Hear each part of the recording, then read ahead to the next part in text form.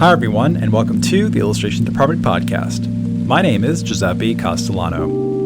In this podcast, I talk to folks in illustration, graphic design, publishing, animation, and other creative fields about their work, the lessons they've learned, and the bumps and bruises they've experienced along the way. In this episode, my guest is illustrator and author Henry Cole. As an illustrator, artistic influences can help guide you in the right direction, but leaning too heavily on that guidance can cause you to lose your way. Among other topics, Henry and I look back on the early years of his long career. He shares his surprising experience with the banning of and Tango Makes Three. And Henry and I try to answer how illustrators can find life in their own way with their work.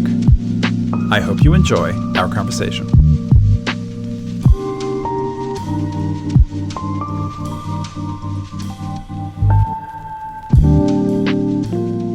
Your mother was an illustrator, I understand, in the early part of the 20th century, a fashion illustrator.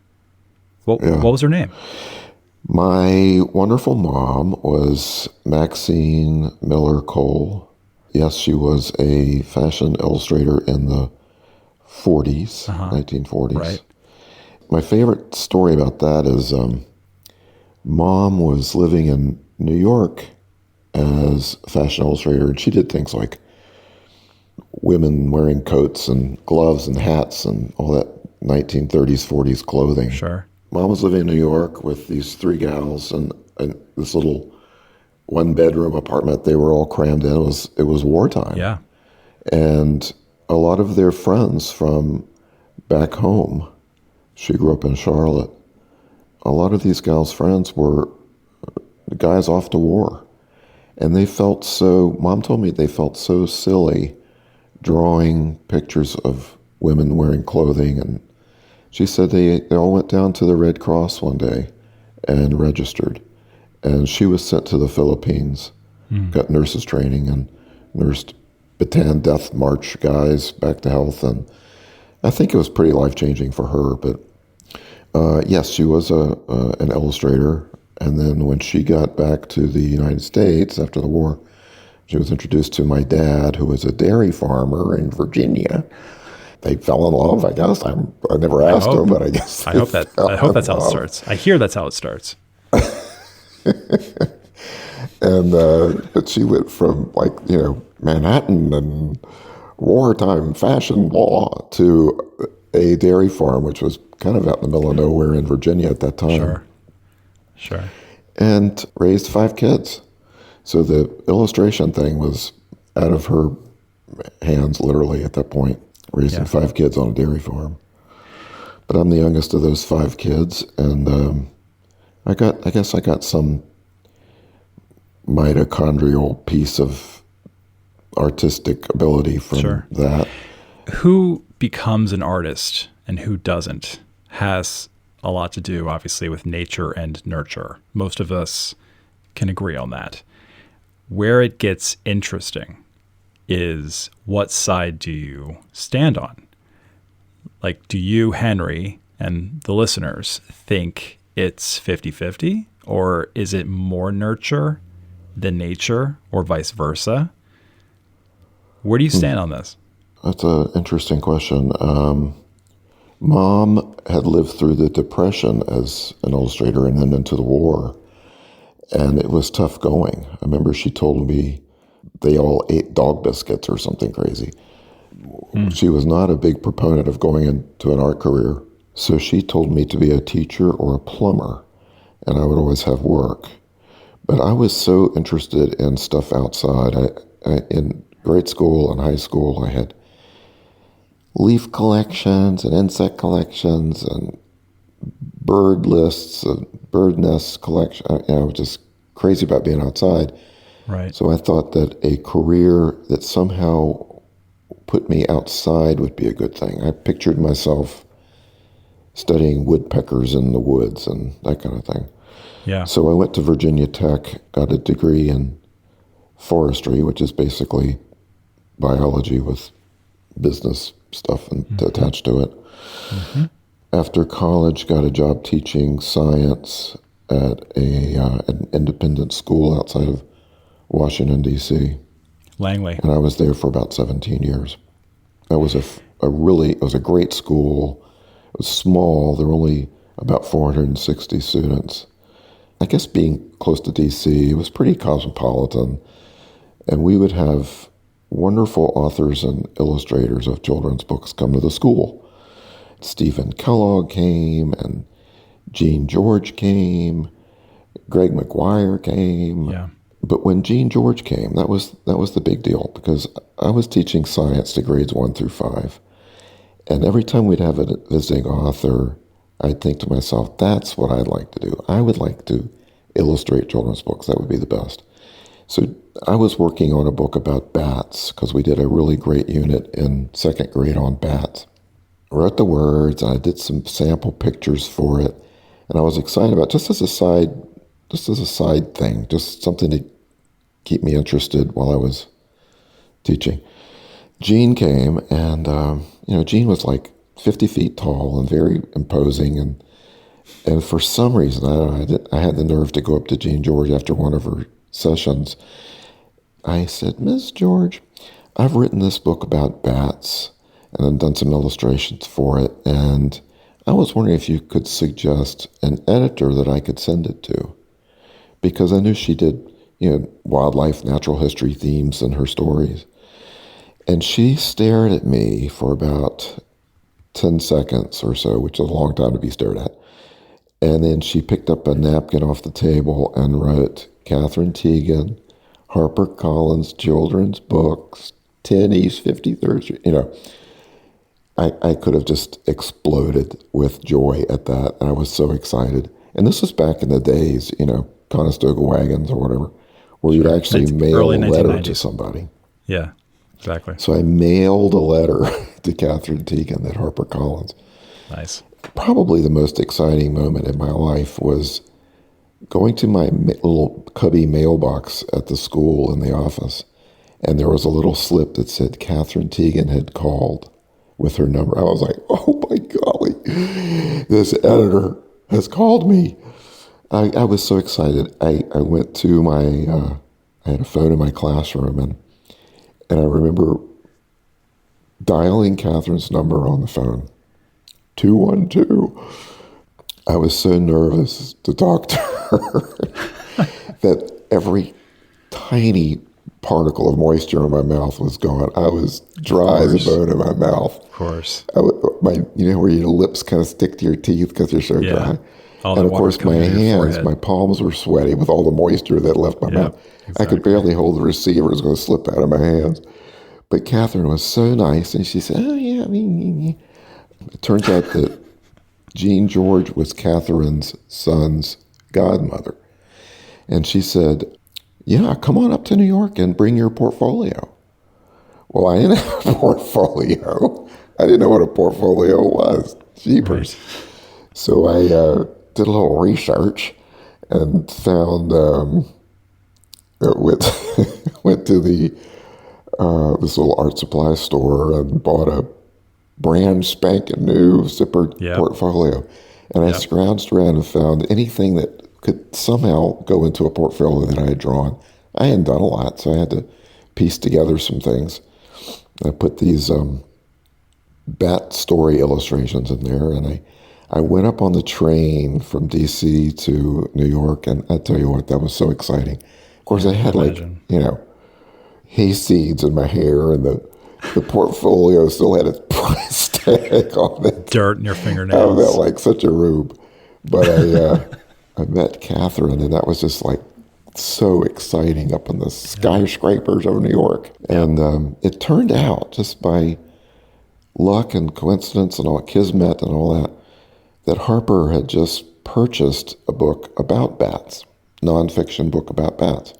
And they liked my bat illustrations. And so they gave me a contract for zipping, zapping, zooming bats. And I tell you what, I would have paid them to let me just illustrate. I was so happy.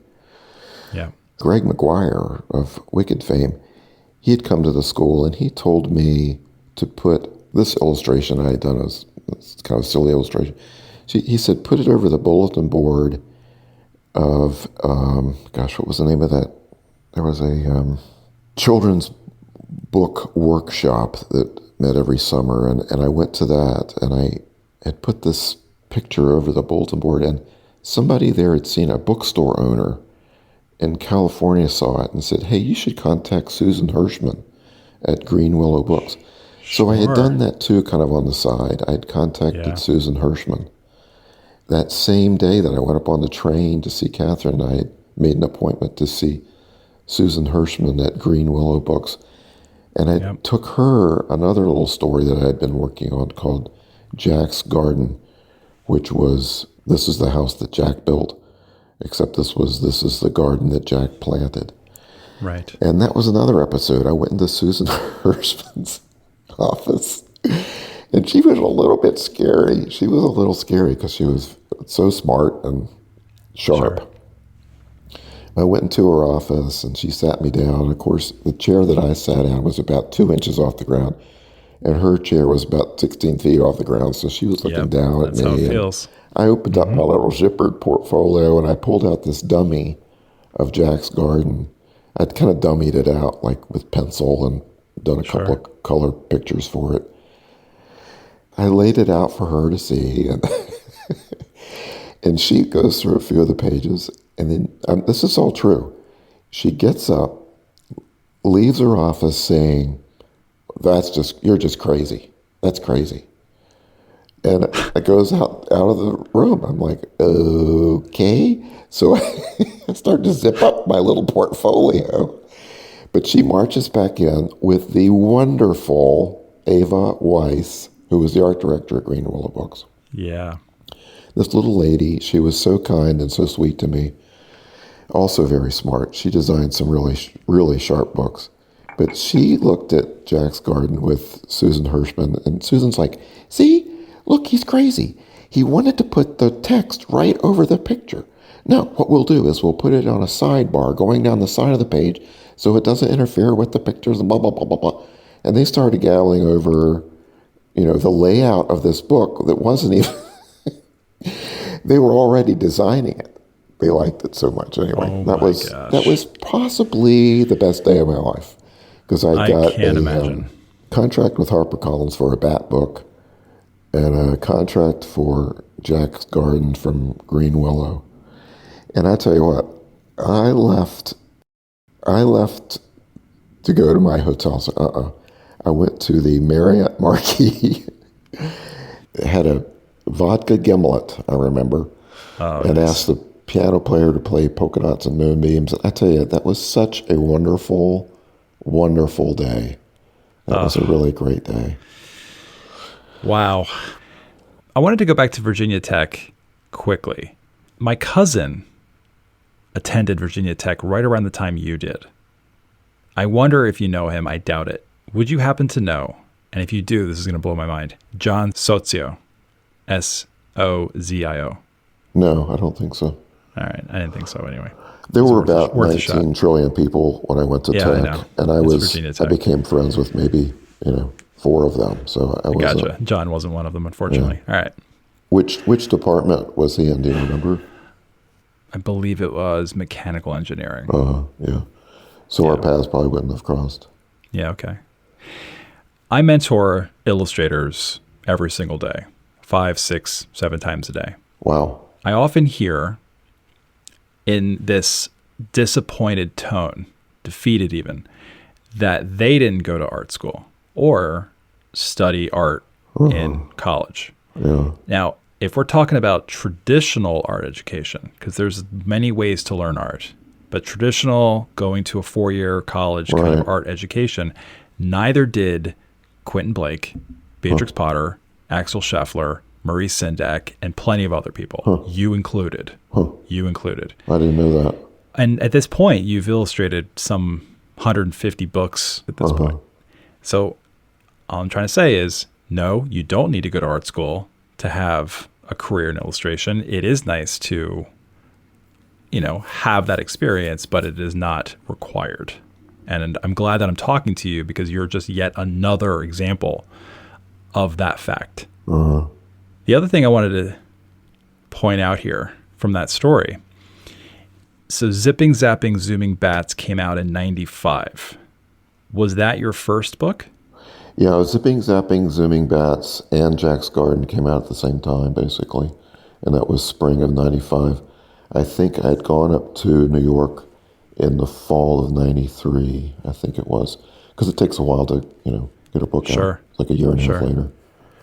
When did Some Smug Slug come out with your friend Pamela Edwards? The next spring, I think. The next spring. Yeah. So I guess the question is, what were the first years like after these books are coming out, 95, 96, those first few handful of years now that you've established this career that you've wanted, was it smooth sailing, rough waters? How did it go? It was not a good question. That was pretty smooth sailing. I was teaching full time and had these book contracts to work on, which made me so happy. Yeah. My big fear was leaving school, my health insurance and my, all that stuff that comes with being employed. And also I wondered about, if I quit teaching, then I would have to, there's nobody telling me to be at school at 7 o'clock in the morning. Do I have the self-discipline to get work done when there's nobody making me? Right. But none of that was a problem. And after, I think it was 2 years, maybe I was teaching and working on books. And then I quit teaching altogether. But you know what? The great thing about the teaching part of all this was that I could handle a classroom and I could talk to kids. My big deal when I was teaching was, hey, I don't want you to want to leave. When our 45 minutes or an hour or whatever, 50 minutes, when that's over, I want you to be disappointed. I don't want you to be racing to get out of here. That's how I feel about my podcasts. I want people to listen 45 or 50 minutes and then be sad at the end. You don't want them to hang up. Right. So I had a good feeling for being with a bunch of kids and making them happy to be there. So when I was doing books and then I started doing school presentations, I was really familiar with an elementary grade audience. And I've been to, I've seen thousands and thousands of kids over the last 30 years of visiting school. I think I've been to 42 states presenting. Wow. So it's kind of been that was a blessing to have been in the classroom that long, gave me some experience with kids. And I've seen, I won't name names, but I've seen some pretty awful author presentations because they just didn't know what a school audience was like, After I stop the recording, you can tell me all the names. No, I'm kidding. Oh, I've got a big list. Oh, I'm sure you do. I have a dry erase board here in my studio. I'm curious. And the other thing I wanted to say about tech, it's funny, when you said, you just said Virginia Tech, for some reason you saying Virginia Tech, those two words made me think of, I was a freshman, I think. Yeah. And some elderly person, alumni of Tech, died, and he had an enormous, massive collection of stuffed birds. The ornithology department at Tech was like, overwhelmed with all of these. It was great. Yep. And I was friends with one of the grad students in the ornithology department there, and I said, hey, would you mind if I borrowed some of these bird skins? And he very, very, he didn't have to, I was just a dumb kid. He very nicely would let me, for months and months, I would go in, he'd wrap 2 or 3 of these stuffed birds with cotton batting, and I would haul them back up to my dorm room. And this sounds really sad and pathetic when I say it out loud, but Saturday night at Virginia Tech, I would be drawing a grebe or a sandpiper, petrel, or something, right, instead of going to the Virginia Tech Student Union or something. But when you say I don't have any I wasn't trained in an art school, but man, if you draw a lot and you see what your mistakes are, and ooh, that looks good, I did that well, so I'll try that again. So you learn from your goofs, and you learn from what you do right, and you sort of train yourself Exactly. a lot.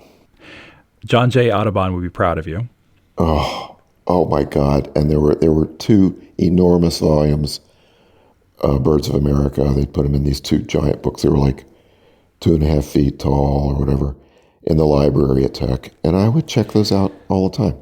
His illustrations are otherworldly. They are truly master classes in observational illustration without squeezing any of the life out of the subject. I mean, those birds have life to them. The environments are beautifully illustrated, and there's certainly I see a little Audubon action in your work as well. Let's just not take too deep of a dive into him as a person.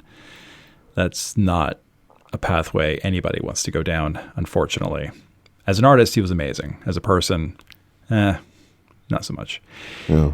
My big fantasy is to have been his assistant, though. Well, maybe not now. Thank your lucky stars, Henry, that you weren't, or else you'd be looped into his failings as a person. Mm. That's all I'll say about it. I understand Catherine Teigen's napkin is displayed somewhere in your home. Is that still the case? Oh, I have that. Oh, yeah, definitely. This podcast is produced by the Illustration Department, a global leader in online education for illustrators. Visit illustrationdept.com for offerings like mentorships and portfolio reviews, testimonials, our alumni showcase, our best-selling Substack, and more. That's illustrationdept.com. And now, back to our conversation. 2 years prior to Zipping, Zapping, Zooming Bats, Harcourt Brace Jovanovich, before they merged with Houghton Mifflin to become Houghton Mifflin Harcourt, published Janelle Cannon's Stella Luna, speaking of bats. Oh, yeah. And this is one of my favorite children's books, Stella Luna. It touches on, first of all, the art's amazing, obviously. It touches on identity, how our background informs our behavior. It also touches on accepting one's differences. It's as relevant today as it's ever been. So relevant that I wouldn't be surprised if it ends up getting flagged as, some kind of indoctrinating, liberal agenda supporting book really? Worthy of I'll have to look at that again. I remember when it came out, but I don't. I'd have to review it again. I can't. I remember it had the perfect title. I thought it's just a beautiful title. I know, it's beautiful. It's a great story. It really is a great story. I think she did another one, Verdi. Yep. So you bring that book up because you have a little experience with what I'm talking about in terms of people, certain groups of people deeming a book unworthy of children. And that, obviously, I'm talking about And Tango Makes Three. Oh, yeah. So for folks who aren't familiar, And Tango Makes Three, which is, that title to me always felt a little clunky, if I'm being totally honest with you. And Tango Makes Three. I think shouldn't have just been called Tango Makes Three, but I don't whatever. know. Or just Tango. I mean, or just Tango, right? That book is one of the most challenged, censored children's books. Obviously, you know better than I, because it is about, and let me just check my notes here. It's about this horrifying, terribly shocking, grossly inappropriate story of, hold on, let me just make sure this isn't a typo. 2 male penguins raising a baby penguin. Wait, God forbid. They're male? Oh my gosh, I didn't realize that. How dare you, Henry? How dare you illustrate this? So I guess my question is, how much money did George Soros pay you to illustrate this book? All right, if I tell you, he'll kill me, I think. Yeah, all right. So I'll ask you another question. Out front of my house right now. Right, yeah, well, I can hear I hate to disappoint you on that, but this is the most dull experience, I can tell you. That's the question. What's the experience? David Gale, the editor. Oh my gosh, love David Gale, former coworker. Called me up and said, "This is how I remember it. This was a long time ago," and I've got only a few brain cells left in the memory area. It wasn't that long ago. It was 2005. Did it come out That's around then? I'm going to be 70 soon. I was it's a working long time ago. David was on the other side of the floor when I was working at Simon & Schuster. This wasn't that long ago. Please don't say it was long ago, Henry. I'm very young still. I was living in D.C. Okay. David called me up, I think, and said he'd gotten the story and he thought my artwork would be great for it. Would I do a few sample penguins for it? And Nice. I'm not sure I think he gave me the story. I don't remember if he actually gave me the story or whether he just said, would I draw some penguins, some chin-strap penguins? In any event, I did them. And because of the way I draw animals, I just put a little humor, warmth to them, and not in a too cartoony way, but not in a, boy, I want to make sure every feather's in the right spot kind of way either. Peter and Justin liked them. David liked them. And so we went with it. I had no idea that it was going to be a hot ticket item. I think had I known that, I think I would have worked harder at it. The penguins are just so easy for me to do. The tough part with that book was, they're at the Central Park Zoo, and that's kind of sort of a colorless, dull place. It's rocks and kind of a blue background. Mm-hmm. So the emphasis on the pictures to me was going to be making a love story, and making something kind and warm. Well, you did a good job of it. Yeah, I think so. And then it gets, obviously starts getting flagged and starts getting banned. I had no idea that was going to happen. Oh my gosh. Well, I mean, did it when ever? I think about it now, it's like, what? I know. It's so ridiculous. Did it ever affect you personally? Like, did anyone ever come after you? Not after you, like black cars in your front of your driveway or anything, but, attacking you online, or, I mean, this is the early parts of social media. So maybe that wasn't the case, no. Or maybe it's now the case, or did it ever affect your career? Well, I'd have to have a parallel universe to figure that one out, but I've never had any, knock wood, I've never had anything like that. Now, I don't know how many schools I wasn't invited to because of that, to come speak. I don't know. I will never know that. But, But I've also been to so many schools, I mean, thousands, where they'd say, please make sure you sign this for our school, or I brought my own personal copy for you to sign. And let me guess, a lot of these schools... It hasn't been the opposite of that at all. It's been very celebratory more than purgatory. Right. And let me guess, a lot of these schools are in conservative districts. They've been all over. Right. I guess my point is that does not surprise me. It feels to me like the reality on the ground in terms of like what these books are supposed to do or not do to our children. The reality on the ground is teachers, children, parents, even in conservative districts, in any district, aren't stoking the fires of like no, they're not the ones at this, right? They're not the ones who are saying these things. It's the folks in elected positions that are saying, no, this is bad, you listen to me, and then people follow suit. I would agree with that. Right. And There's so much. I will say that common. I've been, what do they call it? I've been on the ground in this. I illustrated this book, and I've visited hundreds and hundreds of schools. Right. So if anybody would have felt it, it would have been me, I would think. Correct. And I haven't felt anything but of course you haven't. Wonderfulness. So I think a school that has a problem with that book, a school of 680 kids, it's probably one parent. Correct. One, just I want to unhinged. Unhinged. I'll call it unhinged. Just one uneducated. Irrational. Or here's an example. duped. This was someone I used to work with when I was teaching. She was a preschool teacher. They were at a faculty meeting. They were talking about, this is a number of years ago, they were talking about gay marriage in Hawaii. I think Hawaii was one of the first states to allow gay marriage. And she put pamphlets on everybody's chairs at this meeting that were anti-gay marriage.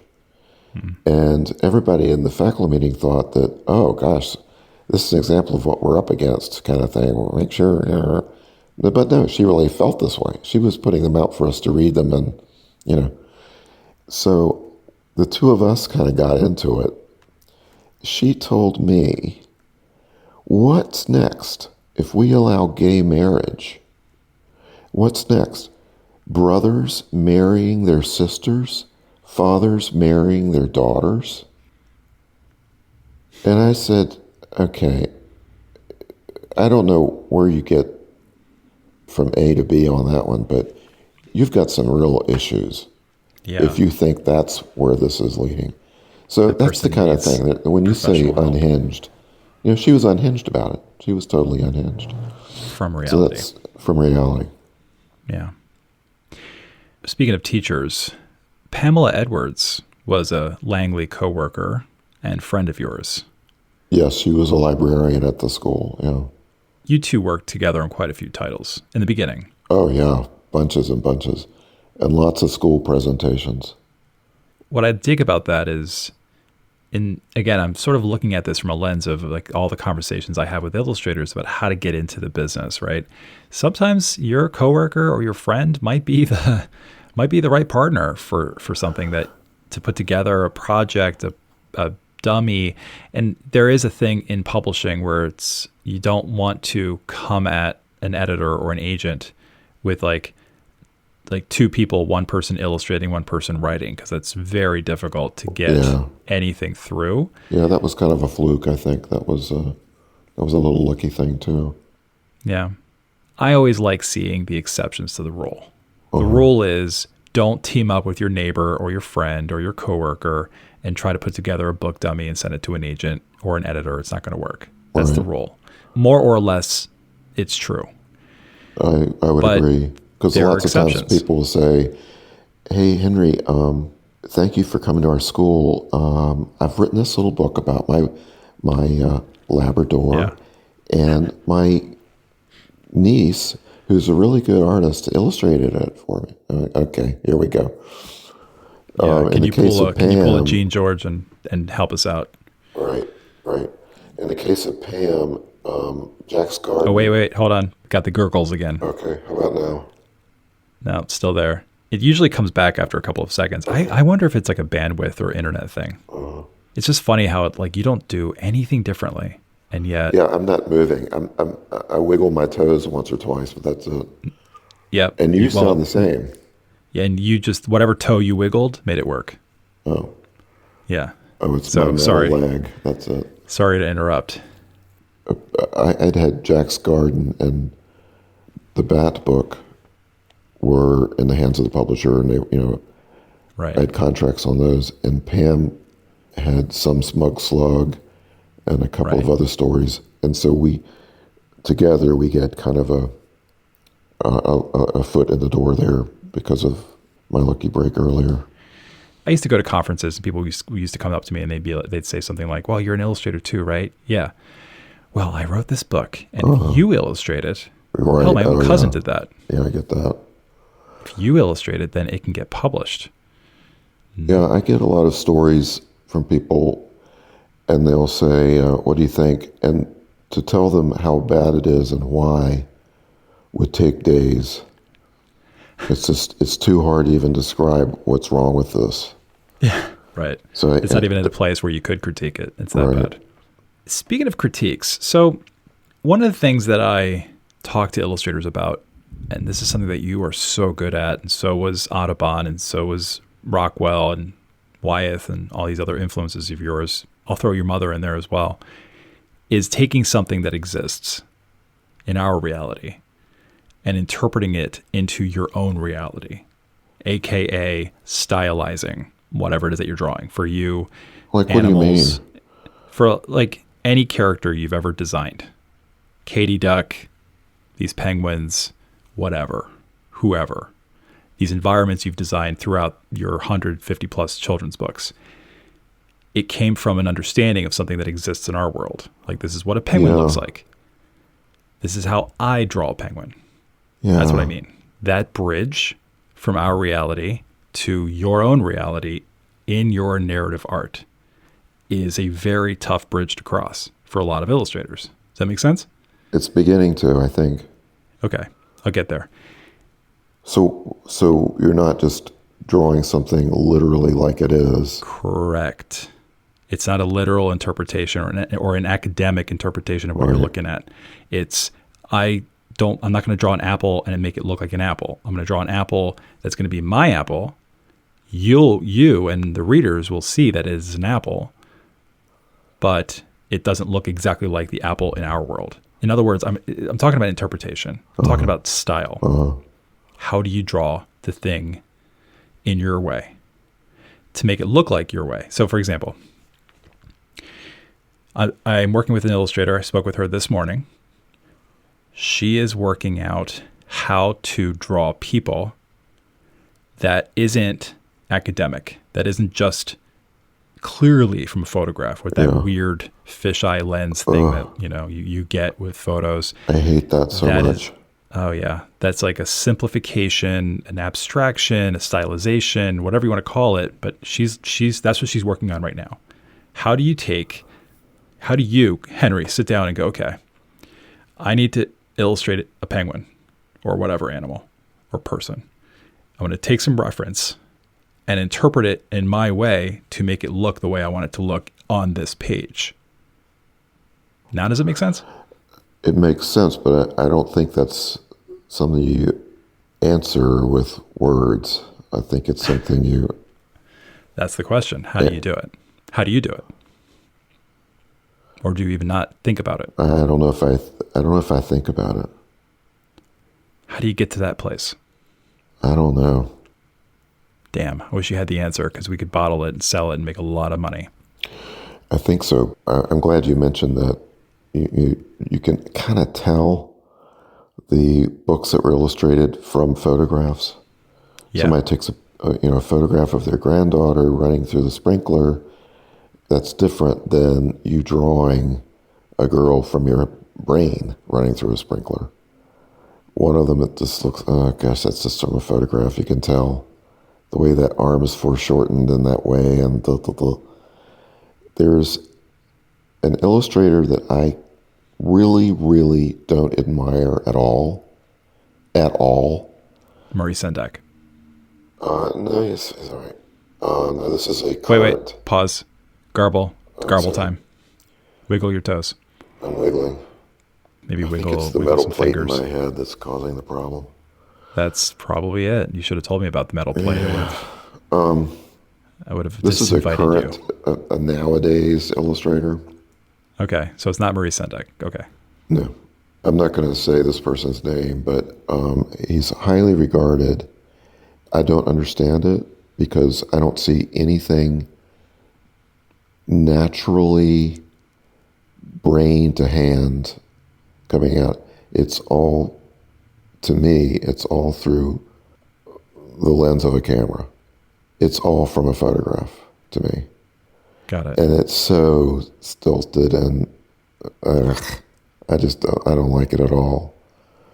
I like stuff that's it just seems more like I couldn't do it. Right. I see an N.C. Wyeth painting, some guy standing on a cliff overlooking the ocean and his cape is blowing and, go, oh my gosh, I could never do that in a million years. Or John Singer Sargent.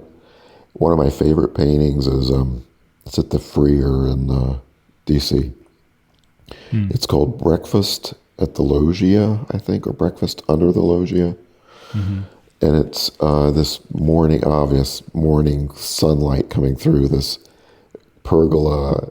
It's probably in Florence or somewhere, and these two women are having breakfast, and you go, oh my gosh, look at the way she's holding that teacup. Oh my God. And then you step as close as the guards let you step to a painting, and you see that that finger is just a little sludgy slap of paint. There's no finger. It just looks like a finger when you step 3 feet away. It's so amazing. Sargent. It's the most amazing thing ever. So you could take that, you could take a picture of that, a photograph of two women having tea and breakfast, and make a painting of it as accurately as you can, and it won't have the same quality to me at all. Oh, he's so good. Oh, my golly.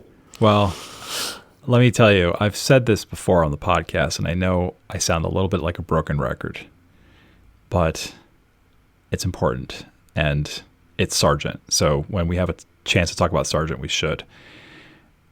In short, I won't go into it because there are folks who've listened to this podcast over the years who know exactly where I'm going with the story. I was experiencing a great deal of extreme depression at a couple of years ago, to the point where it was scary, very scary. And I'll just leave it at that. Okay. It got to the point where I ceased to like really anything. Like, obviously I loved my family, but I didn't care much for anything.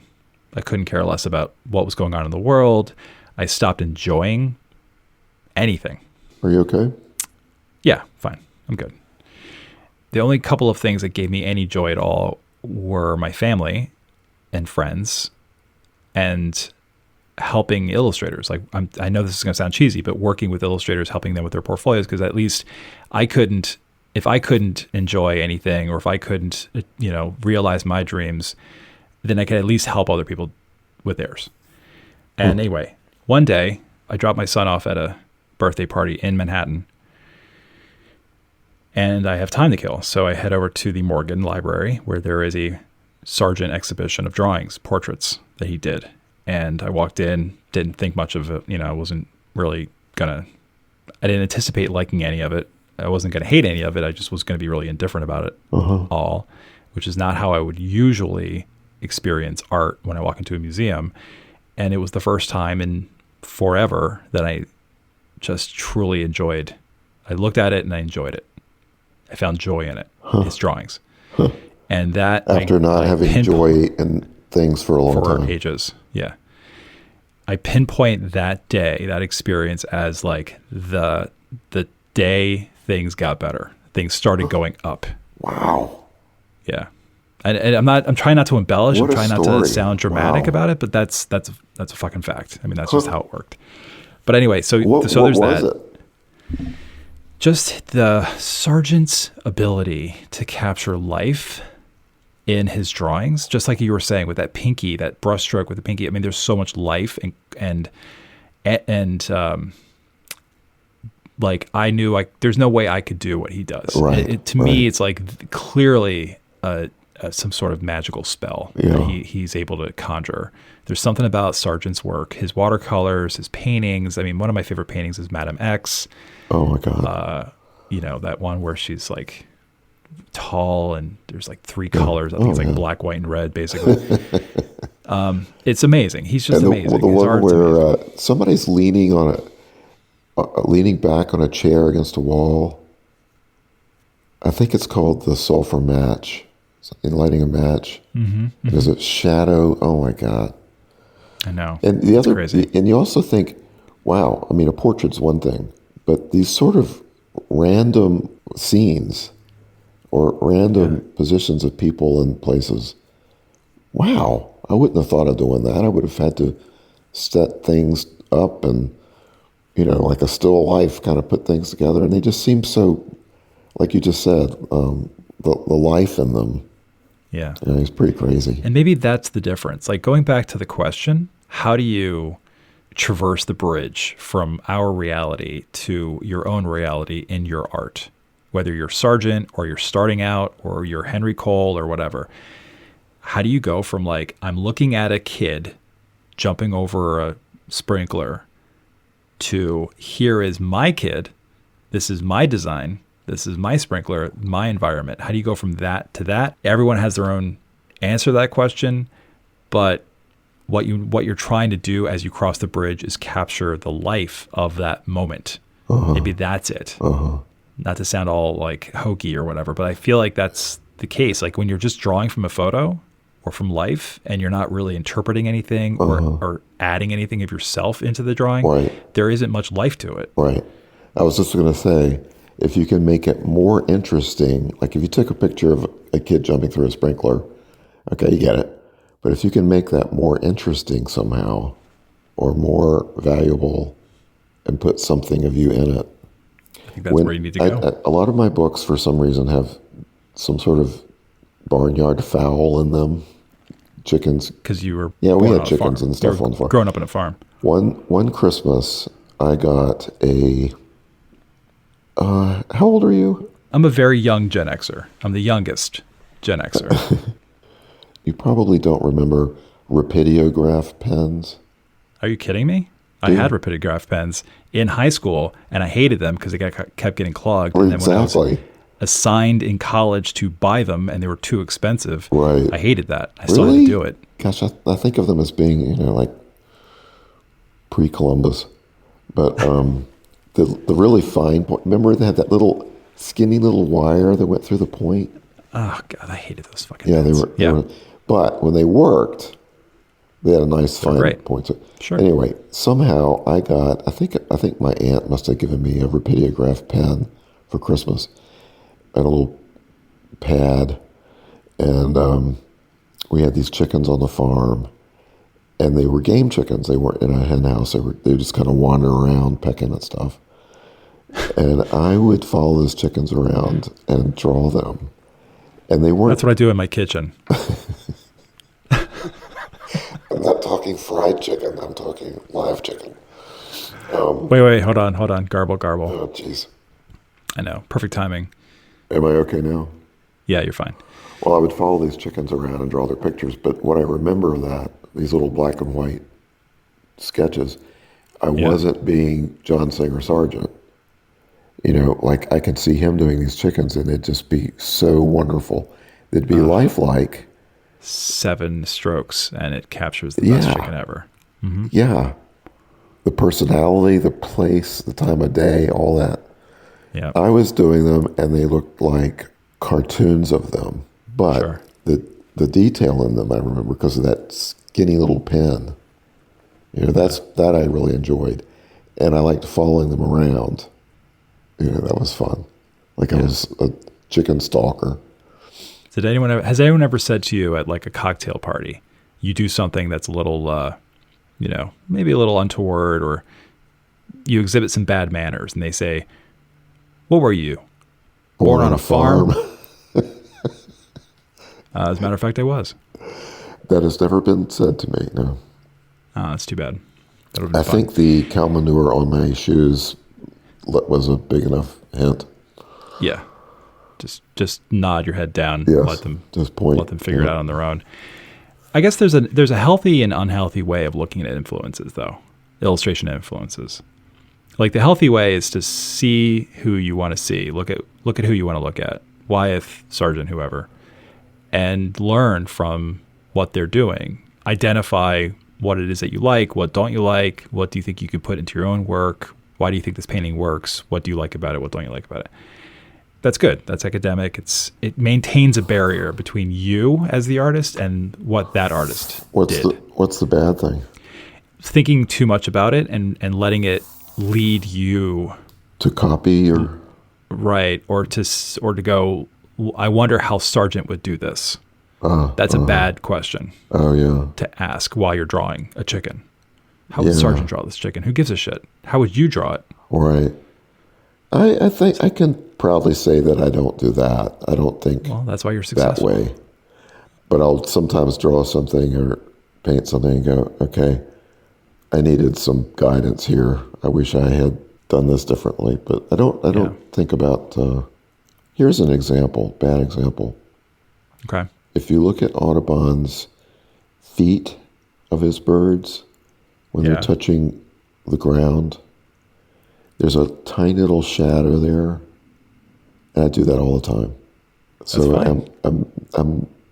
I see something that's working there. It shows that they're on the ground, but it's just a hint of a little shadow, which I like. That's fine. You should do that, because then if you don't do that, it'll just float on the page. It'll look like it's not or grounded. if you over-exaggerate the shadow, or Well, then that's there's a problem different too. ways. But he just said, I just love his stuff. I know, me too. There's a website called publicdomain.org, I believe it's called, and there's a lot of high-resolution Audubon and other illustrators' works that are public domain, obviously, that you can download and print out, and I did. I printed 3 of them out and framed them because they're so beautiful. Yeah. So beyond, how can one find their style, cross that bridge, use reference, don't use reference, whatever, what would be one piece of advice? Or what would be one piece of insight that you've picked up over the years since 1995 that you would want to share with illustrators working today? What would be that one piece of advice from you to them? I mentioned this when I talked to teachers and librarians and grown-ups. I've had some really great adults in my life when I was a kid. They taught me really wonderful things, or they guided me in certain ways, or they supported me in certain ways. It has done me a lot to go back to them as a grown-up and thank them for that. If you are aware enough of the kindnesses that people did for you when you were young, you should tell them that when you are grown up. It's amazing how appreciative people are when they feel remembered. I did that with, I had a wonderful 3rd grade teacher. She was quite elderly, but I'd kept in touch with her. Well, she had me over to her house for lunch. And as 2 adults, it was really fun to talk. And I told her how, you were such a great teacher, and you helped me with my drawing, and you should support there. And then a 5th grade teacher, an 8th grade English teacher, an aunt of mine who would bring cool things out to the farm, like a book on Norman Rockwell, and I think it's important that we tell people how great they are. When you're little, you're too stupid to do that, but when you're a grown up, it can be very powerful. To learn more about Henry, visit henrycole.net. If you find value in this podcast, you can support it by subscribing to my best-selling Substack. For $5 a month or $50 a year, you will access hundreds of articles on the art, practice, and history of illustration, unlock bonus podcast episodes called Extra Credit, and connect with other members of the ID community. Join me on Substack by visiting illustrationdept.substack.com. Thank you so much for listening. Until next time.